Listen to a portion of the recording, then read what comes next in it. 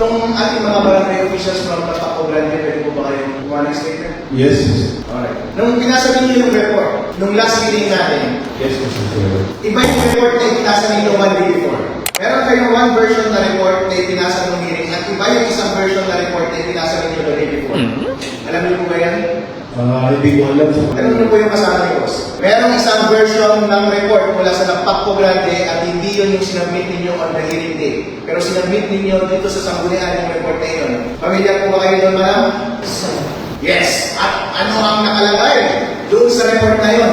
Kasi bago ba ng report na ipinasa ninyo nung hearing day?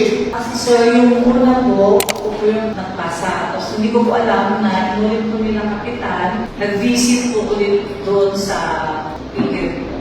So una, sabihin mo muna yung mga nakita mong hindi magaganda doon sa farm, doon sa nagawa mong visit, sabihin mo. Bali yung ako po doon, nung una po sir, yung mga sasakyan ko talaga is nandun po sa highway na may amoy din po. Tapos yung mga kasi kumukuha ng baboy doon, hindi po nila nililisan bago sila pumapasok. Nakita rin dun sa report, sinabi din doon na pinapaliguan yung mga baboy namin yung irrigation water. Tama ba?